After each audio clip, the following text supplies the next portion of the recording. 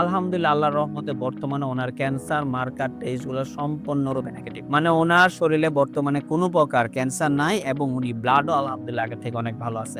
এমতো অবস্থায় আপনার রোগী কি শারীরিক, মানসিক সব দিক থেকে আলহামদুলিল্লাহ ভালো আছে? আলহামদুলিল্লাহ সব দিকেই ঠিক। সব দিকে ভালো। ওনার খাওয়া-দাওয়া, খাওয়া-দাওয়া ঘুম, প্রস্রাব, পায়খানা সব আলহামদুলিল্লাহ ওকে। সব আলহামদুলিল্লাহ ভালো। আসসালামু আলাইকুম ওয়া রাহমাতুল্লাহি ওয়া বারাকাতুহু। আমি doctor Mohammad Aslam, B H M H, B H P Dhaka, B H M H on course Dhaka বিশ্ববিদ্যালয়। বর্তমানে বিশ্বনন্দিত ক্যান্সার চিকিৎসক অধ্যক্ষ ডক্টর এস এম সারোয়ার স্যারের চেম্বার গণস্বাস্থ্য হোমিওতে ক্যান্সার চিকিৎসক হিসেবে নিয়োজিত আছি। আল্লাহর রহমতে আমি আপনাদেরকে আজকে পরিচয় করিয়ে দিতে যাচ্ছি এমনই একটা পেশেন্টের সাথে যিনি আল্লাহর রহমতে ক্যান্সার রোগ থেকে সম্পূর্ণরূপে আরোগ্য হয়েছেন। চলুন আমরা সরাসরি ওনার কাছে চলে যাচ্ছি। আসসালামু আলাইকুম। ভাইজান কেমন আছেন আপনি? আলহামদুলিল্লাহ। ভাইজান নাম কি আপনার? আমার নাম মোহাম্মদ পন্নু মিয়া। মোহাম্মদ পন্নু মিয়া। আপনার গ্রাম কোথায় ভাই? গ্রাম হইলো দড়িকুশলী, ইউনিয়ন? বল্লা, বল্লা ইউনিয়ন। থানা কোনটা? কালিহাত, আর জেলা? টাঙ্গাইল, টাঙ্গাইল জেলা। আচ্ছা। আপনার বাবার নাম কি? মুজিবুর রহমান, মায়ের নাম? খুদেজা বেগম, খুদেজা বেগম। আপনার বোনের নাম কি? জায়দা। জায়েদা। জায়েদা আপুর কি বিয়ে হয়ে গেছে?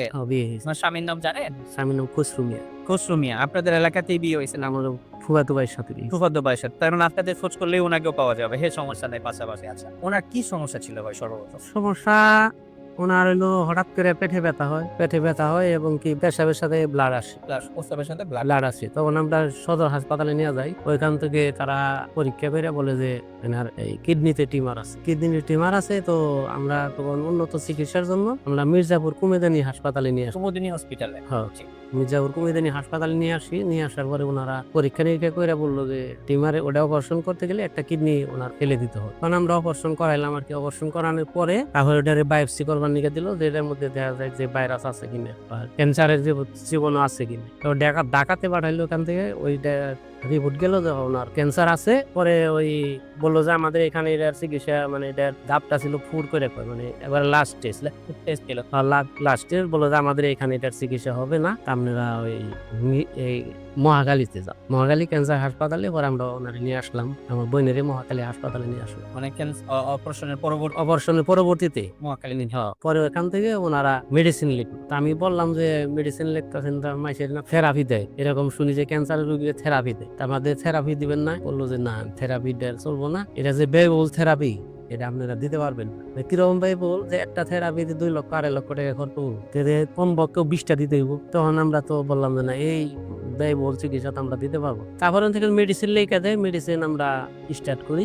মেডিসিন খাওয়ার পরে 1 মাস খাওয়ার পরে রোগীর কোনো উন্নতি হয় না। যে ওটা মেডিসিন খাইলে পারা মানে কোনো খানা দানাই করতে পারে না, মুখটা মানে একবারে জ্বলে যায়। ওটা তো বললো যে এই ট্যাবলেটটাই থেরাপি, যে ক্যাপসুলটা মানে ওরাল কেমন যেটাকে আমরা বলি খাওয়ার মাধ্যমে।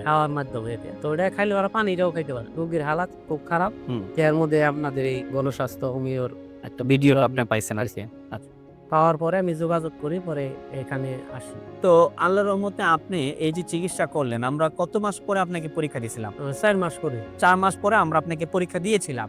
4 মাস পরে পরীক্ষার রিপোর্ট গুলো কি আসছিল? 4 মাস পরে পরীক্ষার রিপোর্ট তো ভালো আসছে।